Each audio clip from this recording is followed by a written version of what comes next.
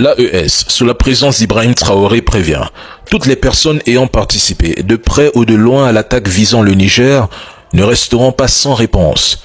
Les auteurs, ceux qui fournissent l'appui financier, les armes, le renseignement, ainsi que toute personne impliquée, répondront de leurs actes.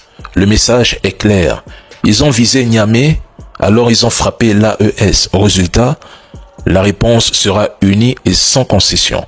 Ibrahim Traoré ajoute que la région est en guerre, qu'il n'est plus question de subir, ça c'est terminé, et que les responsables seront traqués jusqu'au bout, sponsors compris. Il rappelle une réalité que les ennemis de l'AES tentent d'ignorer. Attaquer un seul membre de l'Alliance, c'est attaquer les trois, le Mali, le Burkina et le Niger. La solidarité est totale et la riposte se fera collectivement avec toute la puissance disponible. L'AES affirme savoir que ces attaques sont orchestrées par des puissances extérieures hostiles. Désormais, ces puissances aussi sont dans le viseur. L'Alliance annonce une riposte implacable pour défendre son indépendance. Il s'agit d'une question existentielle pour l'AES. Même si certains continuent de traiter cette alliance en construisant avec légèreté, mesdames et messieurs, ce communiqué marque une montée d'un cran, d'un langage de guerre froide, vers le risque d'une confrontation si les provocations persistent, mais pas nécessairement une guerre ouverte immédiate entre États. Je pense que c'est le dernier avertissement de l'AES. Si une nouvelle attaque survient et que des traces impliquent certains dirigeants africains, les conséquences seront graves pour tous. Je dis bien pour tous les acteurs concernés. À bon entendeur. Ce qui s'est passé hier au Niger, il faut qu'on informe le peuple. Pour que le peuple sache ce qui s'est passé réellement au Niger hier. Mais avant que je vous dise ce qui s'est passé, écoutons ensemble cette vidéo-là d'abord. Et puis je reviens. Un petit imbécile comme le président, Tchani, un salopard, un enfoiré. Toi, tu allais t'asseoir là-bas, Tchani, un petit voleur. Tu prends 100 francs dans la main des élèves. Toi, tu as venu dire non, le ministre de l'Intérieur du Bénin est allé payer plus de 1000 $. En fait, ça va, il n'est qu'à nous expliquer pourquoi. Il va expliquer ça à ta maman, Tchani. C'est ta maman sorcière qui va l'expliquer ça. Il a quel compte à te rendre? Ok. Déjà, le président du Niger, Abdourahmane Tchani, demande qu'au Bénin, là, ils ont acheté au moins 1000 drones. Pourquoi le Bénin a acheté ces drones? Et on envoie quand même Makosso pour sortir, pour venir insulter le président du Niger. Vous allez comprendre où ils ont venu. Mais les attaques qui ont eu lieu hier, c'est des attaques de drones, non? D'abord, avant qu'il y ait les attaques au Niger, qu'est-ce qu'on fait? Ils envoient quelques éléments, aller au Burkina Faso, à la frontière du Burkina, aller enlever un drapeau pour mettre le drapeau de la Côte d'Ivoire, pour que les gens se concentrent dessus. Et du moment où on reste concentré dessus, et ils attaquent par le Niger. Par exemple, ils ne peuvent plus attaquer au Mali. Au Mali, ils ont fait les trucs de carburant là. Le Mali les a enlevés dessus. Donc là-bas, ils ne peuvent pas attaquer. Au Burkina aussi, là, Damimba a été pris, donc ils ne peuvent pas attaquer. Où ils peuvent attaquer maintenant? Au Niger. Voilà. Et qu'est-ce qu'ils ont fait? Ils ont envoyé Makosso d'abord venir distraire le peuple. Venir dire non, le Bénin a acheté des drones là. C'est pour le Bénin, c'est pour le pays s'organise. Le Bénin s'organise pour acheter des drones. Pour pouvoir attaquer ceux qui ont voulu faire le coup d'État. Mais au Bénin, il n'y a pas eu de coup d'État. Au Bénin, ceux qui ont voulu faire le coup d'État là, ils ont fait un complot avec la DGSE. Avec même Patrice Talon. Pour pouvoir faire rentrer comment on fait coup d'État matin en même temps, une heure après en même temps, la force en attente de la CEDEAO est déjà au Niger. Et déjà au Bénin. Bizarre.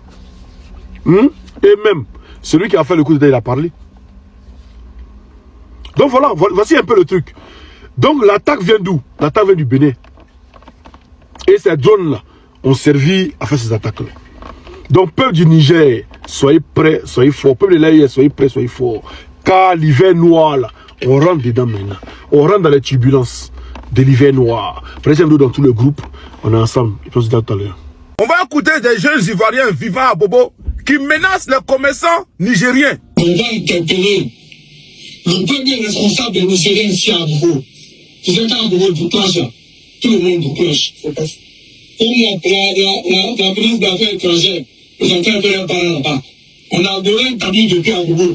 S'ils n'ont pas réagi, Nous, on ne parle pas de vous. Mon Dieu, le président nigérien d'Abobo, s'il ne sort pas, vous donnez sa position. Ou bien le président des Nigériens du district d'Abidjan, s'il ne sort pas, vous donnez sa position. C'est vrai, il y a le moment.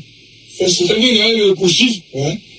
Nous, ici à Bobo, 3 jours, 72 heures, on teste le monde, tout ce qu'est Nigérien. Ça puisse à choquer.